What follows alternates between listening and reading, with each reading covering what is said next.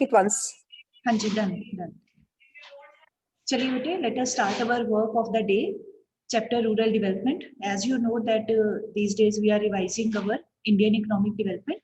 So in the descending order or in the backward order, this lesson was there in the series.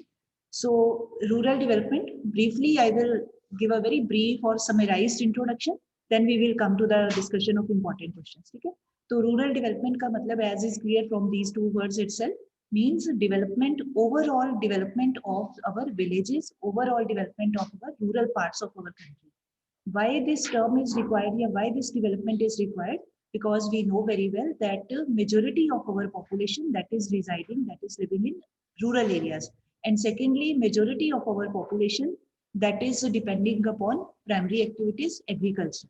So agricultural activities cannot be maintained or they cannot be done in cities or in urban areas. So obviously they are to be done in villages. So since a major part of our population and our activities is related to villages and rural parts, so development of that part of our country is very much required. Otherwise also it is said कि भाई India जो है there is a concept of dual India. Dual India का मतलब कि एक India rural India है और एक India urban India. Urban India is smaller and rural India is larger in size and it's with regard to its activities also. So overall social economic development of our villages is the main focus of this chapter. उसको develop करना मतलब हमारी rural areas की development होना. तो फिर key issues कौन से हैं? Which are the main aspects which need to be paid attention? अगर हम कहते हैं ना रूरल एरियाज की डेवलपमेंट करें तो किस चीज की डेवलपमेंट करनी है? तो मेन पार्ट्स हैं कि poverty is to be elevated from rural areas, infrastructure is to be developed, infrastructure of all kinds, economic and social means transportation, communication का, रोड्स का, schools, hospital, every type of infrastructure needs to be paid more attention in rural parts. Then another is this land reforms. They need to be implemented wholeheartedly, although they have been introduced in the country immediately after independence. But problem is कि भाई laws are there, everything is there. Main problem comes in their actual application and implementation. जब तक वो पूरी तरह से लागू नहीं होते हैं तो तब तक we cannot say कि भाई our country has proved successful in regard of with regard to these application of these land reforms. तो land reforms का basic purpose क्या है कि those who are poor farmers, those who are marginal farmers, small in the sense those who have less small land holding, small कोई physique wise नहीं, less या small land holdings जिनके पास है, थोड़ी जमीन है या marginal है कि अपनी land है ही नहीं, they are working on the fields of other, ऐसे लोगों का majority है country में, तो उनको benefit देने के लिए जो भी reforms introduce किए. And secondly कि सभी लोगों का, फार्मर्स का लैंड के ऊपर थोड़ा बहुत अधिकार बने, उनका राइट बने, तो उसके लिए जो भी जैसे abolition of this zamindari system was done, tenancy reforms, tenants होते हैं those who work on the fields of other, they should not get exploited by the land owner, landlord. तो ऐसे सभी तरह के कोऑपरेटिव फार्मिंग है या कंसोलिडेशन ऑफ लैंड होल्डिंग्स है. Consolidation you know to provide single land holding instead of scattered and fragmented land, एक जगह इकट्ठा जमीन दे देना. तो इस तरह से करके जो भी हमारे लैंड रिफॉर्म्स हैं, वेदर दे आर इंस्टीट्यूशनल या टेक्निकल, मतलब लैंड से रिलेटेड या लैंड के ऊपर जिन चीजों से काम किया जाता है, equipment, tractor, machinery, pesticide, fertilizer, जो ऊपर का सामान होता है वो टेक्निकल साइड पे आ जाता है, जो सिर्फ जमीन से रिलेटेड होता है वो लैंड या इंस्टीट्यूशनल. बट ओवरऑल दोनों तरह के रिफॉर्म्स हैं, तो मतलब these need to be implemented wholeheartedly. उसके बाद है फिर हमारा कि दिस प्रोडक्टिव रिसोर्सेज, विलेजेस में जो कुछ भी है, जैसे अभी these days you listen, you would have heard this about this program आत्मनिर्भर भारत. जब ये चाइनीज ऐप का बंद करने का स्टार्ट हुआ था, तो at that time this policy was stressed by the government कि भी आत्मनिर्भर भारत मतलब अपने आप बनाए instead of depending upon China और अदर कंट्रीज. तो same thing is with regard to villages also, कि जो विलेज इकोनॉमी है, जैसे ब्रिटिशर्स के आने से पहले our villages were self dependent villages, self sufficient village थे. मतलब एक विलेज में अपनी जरूरत का जो भी सामान चाहिए होता है, तकरीबन उन कामों को करने वाले सारे लोग मिल जाते थे. ब्लैक स्मिथ का काम है, कोई फार्मिंग का काम है, कोई पढ़ाने का काम है. ऐसा नहीं है कि ब्रिटिशर्स के आने के बाद ही सब कुछ हुआ, पहले भी यहाँ पर सब कुछ था. तो अगर वाजे self dependent rural economy, self sufficient. Self sufficient मतलब अपनी नीड्स को खुद ही केटर कर लेना, उनको पूरा कर लेना. तो इस तरह से है कि विलेजेस में whatever resources are available, whether in the form of natural resource और in the form of human resource, जैसा भी है वट एवर, तो उनको best in the best possible manner they need to be utilised, कि उसको use करके village से एक कॉम्पैक्ट एक यूनिट बनाया जाए, ताकि उनको शहरों के ऊपर, अर्बन एरियाज के ऊपर बहुत ज्यादा डिपेंड ना करना पड़े। तो मतलब ये ब्रॉड से हमारे आइडियाज है। ऐसे अदरवाइज तो इंडिविजुअली हर एक विलेज का अपना अपना कोई ना कोई दिक्कत होती है।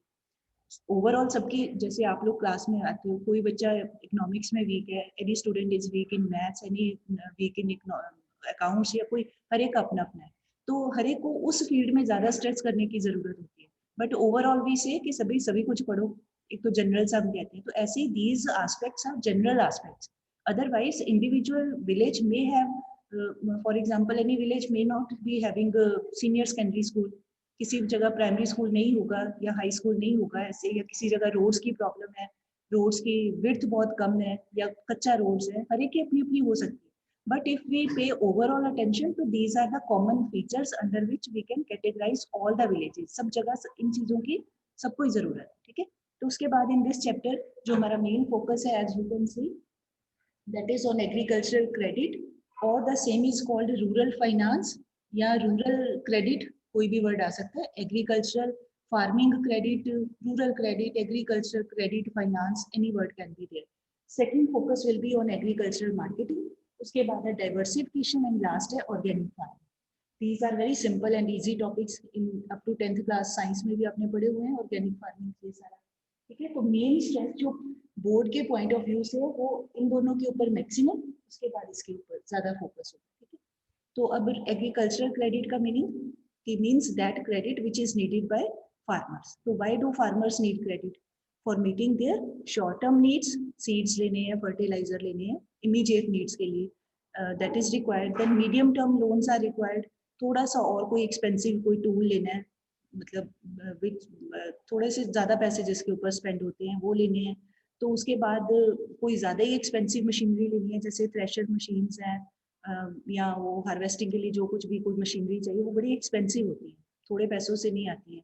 या फार्मर्स ने लैंड ही और खरीदनी है, या लैंड के ऊपर कोई परमानेंटली कोई अरेंजमेंट करना है। परमानेंटली अरेंजमेंट का मतलब कोई जैसे ट्यूबवेल लगवाना है, कोई फेंसिंग करनी है, कुछ कुछ भी, मतलब मोस्ट एक्सपेंसिव वर्क करना है, तो उसके लिए होता है लॉन्ग टर्म लोन। तो generally short term loans most of the time they are returned on an average within span of 1 year. भी एक हार्वेस्टिंग हुई, उसको बेचा, पैसे मिले, अगले ने वापस कर दिया। मीडियम टर्म का होता है मतलब 1 से लेके 5 ईयर्स के बीच में। अब 5 का मतलब ये नहीं कि 5th ईयर पे देना ही देना है, कहने का मतलब ऑन एन एवरेज है कि भाई मैम 4-5 साल के अंदर अंदर दैट इज कट रिटर्न। रही है। एंड लॉन्ग टर्म होता है 20 to 25 ईयर्स, भी लंबा टाइम है, जल्दी वापस नहीं किया जाता, तो लॉन्ग पीरियड का लोन, ठीक है। तो for these needs then two major sources are there.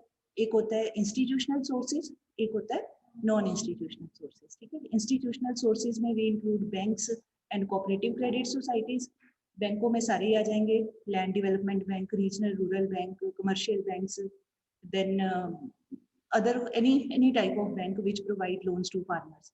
And benefit is कि at a low rate of interest these loans are provided at cheaper rates of interest. और दूसरे का जो है नॉन इंस्टीट्यूशनल, उसमें क्या होता है, money lenders, relatives, friends, landlords, कोई big shopkeepers in the villages, those who are having money, तो उनका disadvantage is that they charge a very high rate of interest. Exorbitant word is written there. तो exorbitant का मतलब होता है very high interest rate, बहुत बहुत ज्यादा इंटरेस्ट चार्ज कर लेते हैं। तो उसके बाद इसमें आपको 6 मार्क्स में क्वेश्चन बन सकता है, एक्सप्लेन इंस्टीट्यूशनल सोर्सेज या एक्सप्लेन नॉन इंस्टीट्यूशनल, इस टाइप से क्वेश्चन आएगा। And last one is institutional में एक और है निबार्ड, वो सेपरेटली भी आ सकते हैं। तो निबार्ड का मीनिंग क्या बनता है, full form, national bank for agriculture and rural development, ठीक है। और उसका फंक्शन क्या है, most of the time students they commit mistake here. उसका main function is not to deal directly with the farmers, ये याद रखना है। ये नहीं कहना है कि NABARD provides cheaper loans to farmers, it does not come in direct contact, ठीक है। तो फिर किसके कॉन्टेक्ट में आता है, it provides funds to all those institutions which further provide funds to farmers. जैसे आरबीआई का ही है, एक ब्रांच है, तो जैसे आरबीआई के साथ हम लोग अपना डेली कॉन्टेक्ट हम आम लोगों का नहीं होता है, तो सेम वे फार्मर्स भी कोई निबार्ड के पास नहीं जाते हैं, they go to these land development banks या commercial banks या regional rural banks, तो उन बैंकों को जो फाइनेंस करता है, मतलब उनको इस पर्पस के लिए जो मेन मदर बैंक जिसको कह सकते हैं, जो मनी प्रोवाइड करता है, दैट इज नेपाल। और उसका मेन काम है to observe, to monitor the activities of these financial institution. उनके ऊपर चेक रखना कि whether they are providing money to farmers और नॉट। जो भी गाइडलाइंस नेपाल ने दी है, whether these further commercial banks are they following them और नॉट। ये तो नहीं कि अगला तो कह रहा है कि आप ऐसे करो और आगे बैंक्स उसको फॉलो ही नहीं कर रहे। तो उनको उनकी मॉनिटरिंग करना, उनके लोगों को ट्रेनिंग देना, और ये देखना कि भी सभी एरियाज में जिस तरह का भी जो भी उनके गाइडलाइंस है उसके मुताबिक वो बैंक्स फंक्शन कर रहे हैं कि नहीं कर रहे। Checking and monitoring, these are the main function. तो ऐसे आपको ये 4 मार्क्स में या 6 मार्क्स में भी आ सकते हैं। तो as per marks points are to be made. ठीक, now in your own book number of points is very less, तो for more addition you can this consult TR Jain's book also, उसमें very good points are given. तो आप उसके साथ भी points को add कर सकते हो। ठीक है, उसके बाद है हमारा नेक्स्ट है एग्रीकल्चरल मार्केटिंग। तो इसमें 2 चीजें मेन आ जाती हैं, एक तो मीनिंग है मार्केटिंग का, उसके बाद जो मेन प्रॉब्लम्स आती हैं कि what are the problems faced by farmers in the marketing of their crops. तो डिफिकल्टीज आ जाएगा, डिफिकल्टीज प्रॉब्लम्स, जिसमें आ जाता है this problem of middle man, या problem of storing of the harvested crop, transportation की प्रॉब्लम है, या रोडेंट्स की प्रॉब्लम है, वेयर हाउसेज या स्टोरेज हाउसेज की प्रॉब्लम है, इस तरह की। Excuse me, ma'am. Yes, ma'am. What happened? Any problem is there, Sonali ma'am? Ma'am, your voice is cracking. I think. Yes, ma'am, your voice is not proper. It is breaking in between. Ma'am ये पीछे ना net की problem है, थोड़ी सी उसमें आ जाता है। I can't do anything in this regard. I speak again, no problem. But I am just summarizing the topic. I am not saying anything new. All these things have been already explained in the lectures when this lesson was explained. I am just summarizing all the things. Okay. So difficulties are there. Then question is ki what are the steps taken by government? These two are important questions for 6 marks. So important steps taken by government है कि government is providing facilities of transportation, rail, especially railways का, roads का. Then this PBS system, minimum support price system is there. Then regulated committees are there. Cooperative marketing is being encouraged by government. तो ये सारे steps हैं which are being done by the government. ठीक है, उसके बाद आ जाता है हमारा डाइवर्सिफिकेशन। इसका सिंपल, बाकी डिटेल आपने पढ़ना है। डाइवर्सिफिकेशन का मतलब कि just simply depending upon, wholeheartedly depending upon the farming activities only, it is suggestible to the farmers that they should go towards other activities also. Now what can be those other activities? Diversification मतलब to get diversified. अब वो activities हो सकती हैं जैसे horticulture, मतलब instead of depending upon cereal crops only, wheat grain के ऊपर ही ना रहे, तो horticultural crops they fetch very high price in the market. Moreover, their demand is there in other countries also. मतलब export these demands are there for horticultural crops, fruits and vegetables and ये सारी flowers and especially. Then another is this animal husbandry, cattle rearing. For milk yields, these cattle can be used extensively. Then another is this fishing, but fishing is restricted to coastal areas only. है ना। Artificial fishing भी ठीक है, plain areas में भी artificially Pond's में हो सकती है, बट जो ज्यादा स्कोप है that is towards the coastal parts of the coastal states can get benefit from this. And another is this use of information technology. Villages में those who are youth and they want to get knowledge of other activities also, they can make use of IT sector। मतलब वहां पर computer का arrangement हो, internet का arrangement हो, ये सारी चीजें आ जाती है। उसके बाद ऑर्गेनिक फार्मिंग तो हमें पता ही है। ऑर्गेनिक फार्मिंग मतलब to make use of manures and to do farming to get crops with the natural ways instead of depending upon chemical fertilizers and all that. फिर उसके 2-3 बेनिफिट, 2-3 डिसएडवांटेज वो आ जाते हैं। This was the brief summary of our chapter. ठीक है, अब मैं questions जो मेन है वो डिस्कस कर लेती हूँ। If you find any question different, you can note down that, otherwise quite simple. Like here one question is given, just like in English you are given one comprehension paragraph, 2-3 paragraphs are there, ऐसे ही small paragraphs have been given और उसके बाद नीचे questions दिए। So I am not going to read the paragraph. Simple questions हैं. You can very easily get their answer. First is, uncertainty of income for farmers in India is majorly caused by, two options are given, irregular rainfall या unavailability of loans. Listen to question again. Uncertainty of income for farmers in India is majorly caused by irregular rainfall. क्योंकि farmers को main problem rainfall की है. Unavailability of loans तो बाद में problem आती है ना कि भी नहीं रेन हुई तो कुछ और अरेंजमेंट करना पड़ा. मेन जो रीजन है that is irregular rainfall. Next is,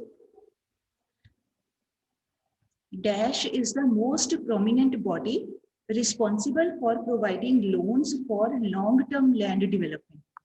ठीक है, लॉन्ग टर्म लैंड डेवलपमेंट के लिए कौन सी मेन बॉडी है? टू ऑप्शंस है, रीजनल रूरल बैंक्स या land development banks. Land development, बस ये याद रखना है, land development banks provide long term loans for the permanent improvements on land. Okay, next is, some economists argue that debt waiver schemes are, debt waiver scheme होती है जिसमें government date को, loan को माफ कर देती है.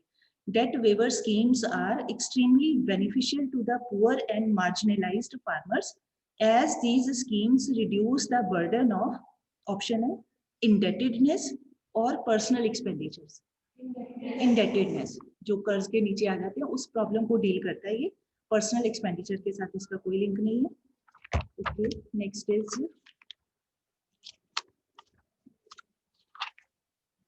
okay, mention any one way by which rural credit can be promoted in India.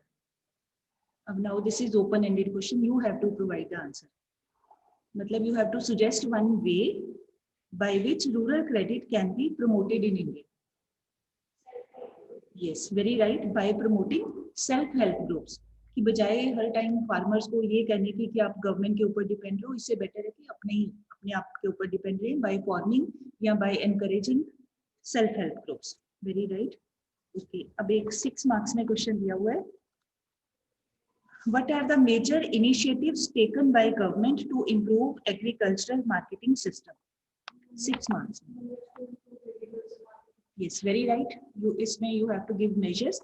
Main points मैं बोल देती हूँ. Regulated markets, then next is which is given warehousing facilities, minimum support price, cooperative agricultural marketing societies, subsidized transport, then support of information and technology. कोई ऐसे 5-6 as per marks you have to write. ठीक है, very right. Then कुछ और true false type की, because this time आपका true false और correct incorrect type का क्वेश्चन है, वो देख लेते हैं थोड़ा सा.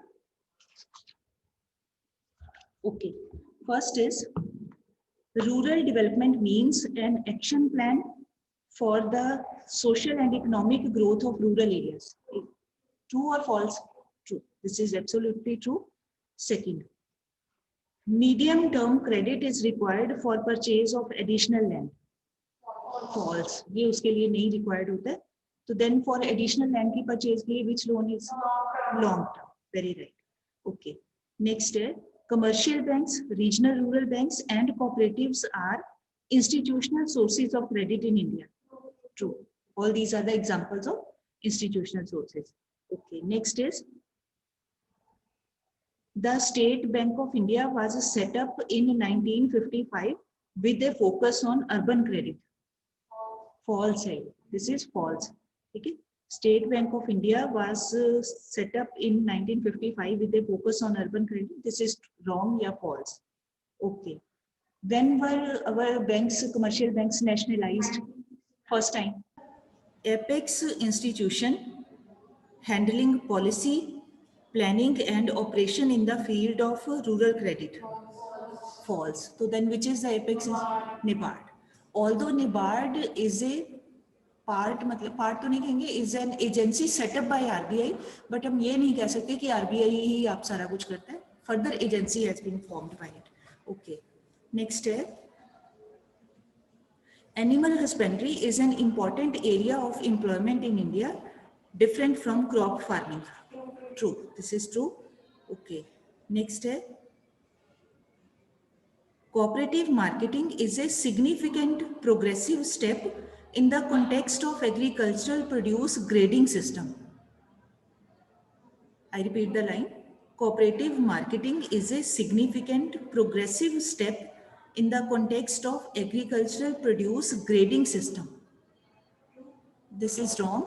ग्रेड नहीं करता है. कोऑपरेटिव मार्केटिंग का मतलब इकट्ठे मिलके अपने फार्मर्स ग्रुप बना के सेल करें. ग्रेडिंग का काम एग मार्क एजेंसी आती है ना, ग्रीन वो पैकेट्स कोई एडिबल प्रोडक्ट्स होते हैं. ग्रेडिंग नहीं करती है कोऑपरेटिव. कोऑपरेटिव मार्केटिंग का मतलब जैसे हम सारे मिलके जाके अपनी कोई चीज सेल करनी हो, तो इंस्टेड ऑफ गोइंग इंडिविजुअली हम लोग इकट्ठे मिलके चले जाए, तो इसका ग्रेडिंग के साथ कोई लेना देना नहीं है. Next is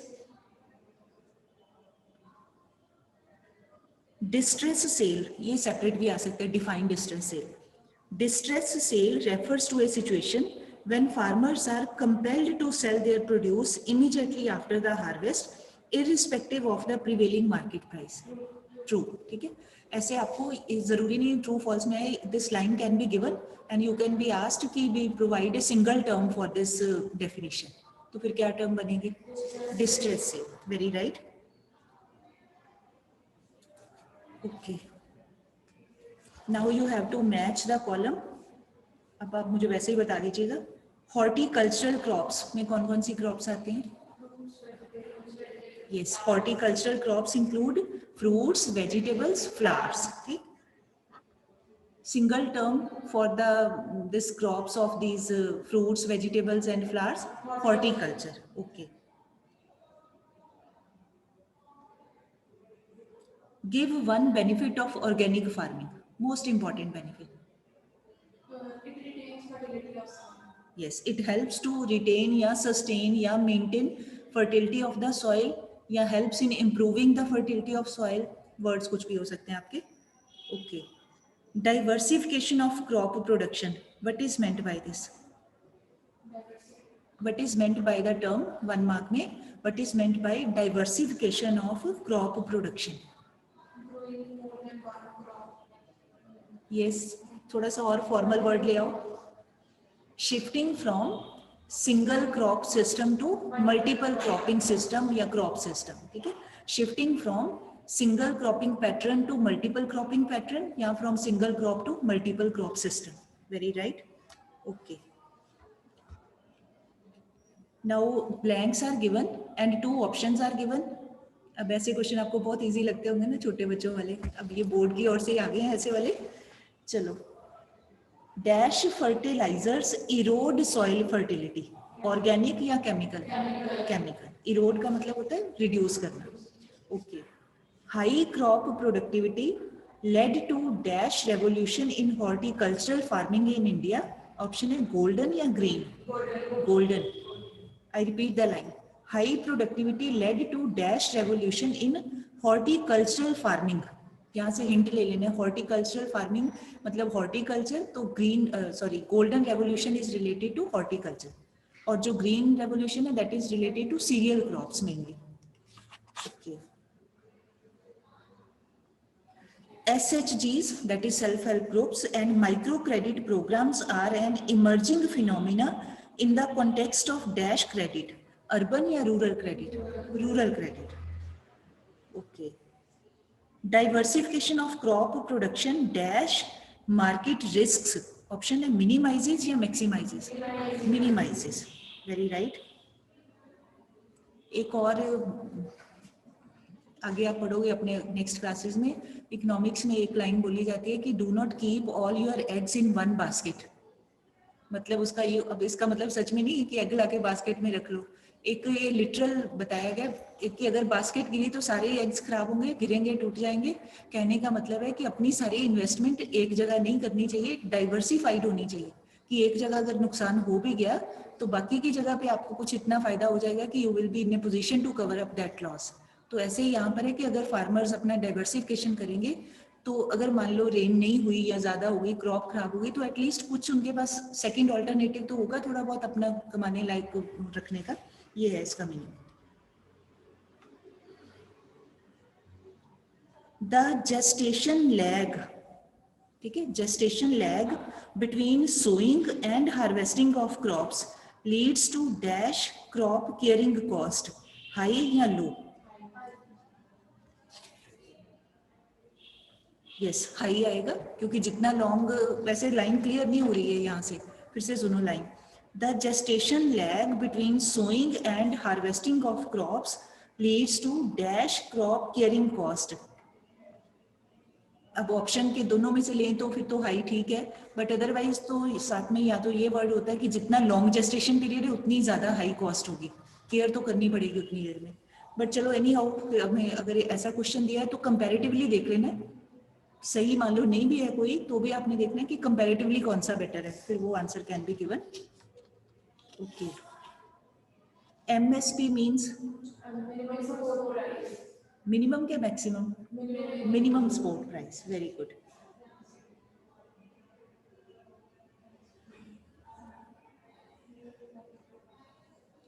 long term credit is required for, ठीक है, ऑप्शन दिए हुए हैं। Long term credit is required for number 1 purchase of additional land, second purchase of machinery, third for carrying out permanent improvements on existing land, and last है both A and C. Yes, last वाला आएगा both A and C, additional land की purchase के लिए and permanent improvement के लिए। जो machinery वाला है, एक ऑर्डिनरी मशीनरी, वो मीडियम टर्म में आ जाता है, ठीक है। Okay, which of the following is not related to agricultural marketing? जो नहीं रिलेटेड है, storage, preservation, processing, use of chemical fertilisers. Odd one out आपने फाइंड आउट करना है कि कौन सी चीज प्रॉपरली एग्रीकल्चरल मार्केटिंग से नहीं रिलेटेड है। ऑप्शंस हैं स्टोरेज, सेकंड प्रिजर्वेशन, थर्ड है प्रोसेसिंग, फोर्थ है use of chemical fertilisers. Fertilisers वाला, क्योंकि जो एग्रीकल्चरल मार्केटिंग है वो काम स्टार्ट होता है जब हार्वेस्टिंग कर ली जाती है, तो फर्टिलाइजर अलग हो गया, वो तो जब सोइंग कर रहे हैं या अपना अभी फार्मिंग का काम हो रहा है, कल्टीवेशन का, वो तब होता है। ओके, नेक्स्ट है which of the following is expected to improve the marketing system? Options are regulated markets, second improvement in transportation, third minimum support price, fourth all of these. Very right, all of these is the perfectly right answer.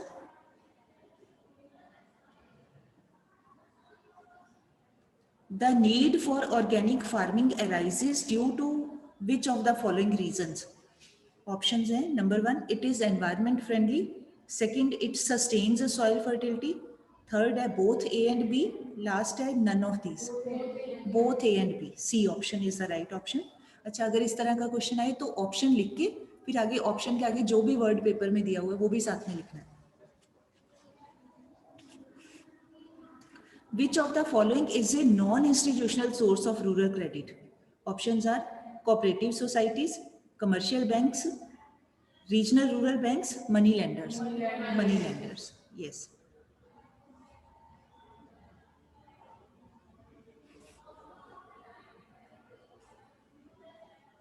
Both A and B, last है none of these. Both A and B. Rural marketing हमेशा ही रहना है, अभी तक भी रहा है, क्योंकि विलेजेस हैं तो उन्होंने अपनी प्रोडक्ट, अपना मतलब क्रॉप को सेल तो करना ही है, तो market problem is going to be ever. And rural credit, ये सारे ही farmers are not self economically dependent, self dependent farmers, they need money. तो ये दो प्रॉब्लम्स हमेशा ही रहेंगे जब तक एग्रीकल्चर का काम होगा। Very right.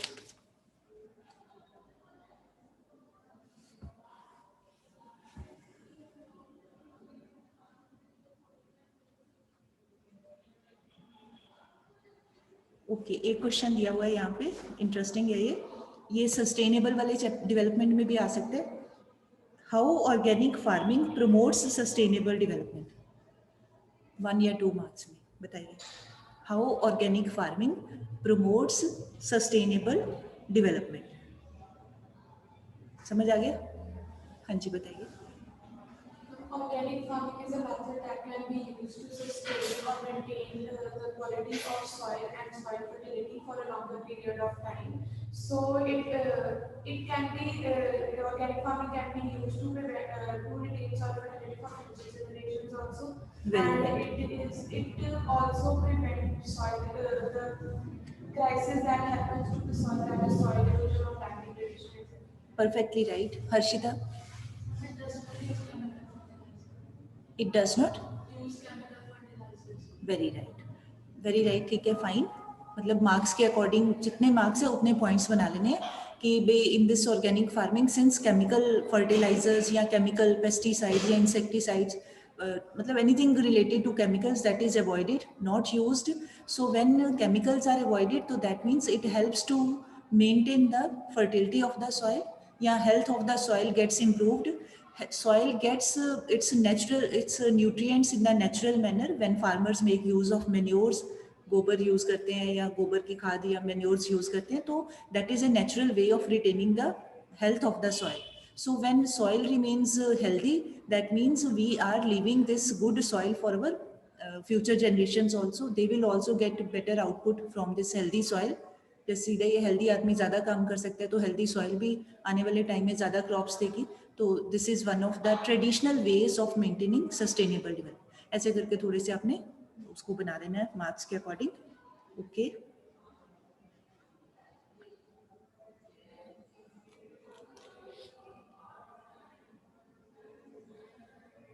अच्छा एक और दिया हुआ है. ऐसे आपको any sentence will be given and you will be asked कि गिव योर व्यू पॉइंट या जस्टिफाई दिस, कुछ ऐसे करके होगा, या give reason for supporting your answer. तो क्वेश्चन स्टेटमेंट दिया हुआ है, it is easier to obtain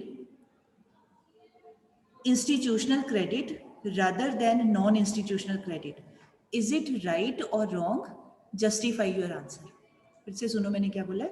It is, पहले आपने बताना है is it true or false या right or wrong, then justify with valid reason. It is easier to obtain institutional credit rather than non-institutional credit. ये ठीक है या गलत है, पहले तो ये बताइए. फॉल्स है ये, ठीक है, फॉल्स है. It's not easier, rather it is difficult to obtain institutional credit. तो नंबर 1 पे तो आप फॉल्स लिख दिया, ये ठीक है. क्यों है ऐसे? हर्षिता आप पहले बता दीजिए.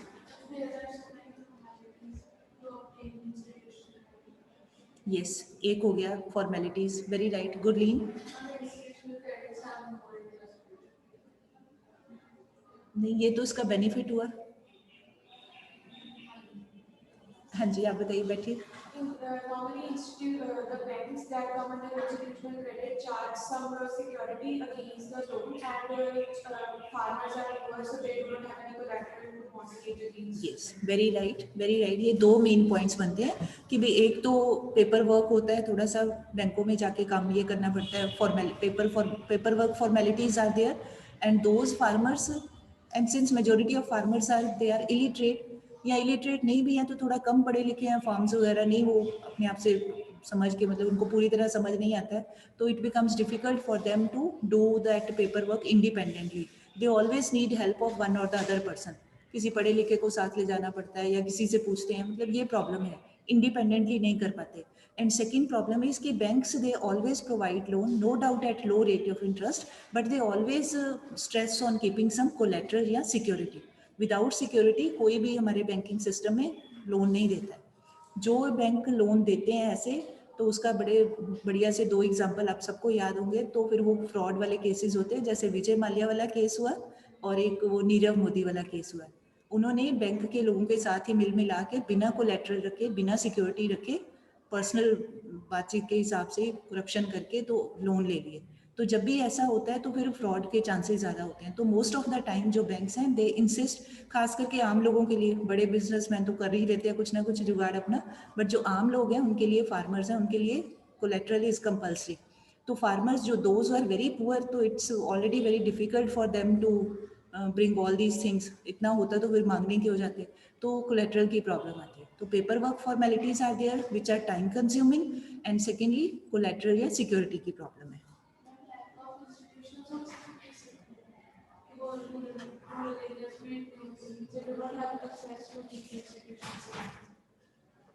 Farmers they don't have access to these. हाँ, ये भी एक पॉइंट बन सकता है कि इन आवर कंट्री, बैठे, कि all the rural parts of the country everywhere these institutional sources are not there, मतलब they have to cover some distance also. ये भी बन सकता है पॉइंट, बट इसको नंबर लास्ट पे रखना है आपने. मेन तो हमारा वो टाइम कंज्यूमिंग पेपर वर्क और कोलेटरल वाला मेन है. ये डिस्टेंस का थोड़ा या आ जाता है, बट मतलब लीस्ट इंपॉर्टेंट पॉइंट है, सेकेंडरी पॉइंट कह सकते हैं इसको.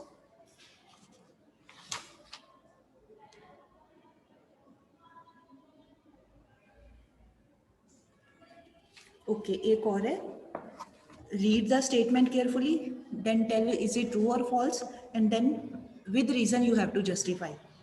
Statement है, fertilizers restore crop health, not the soil health.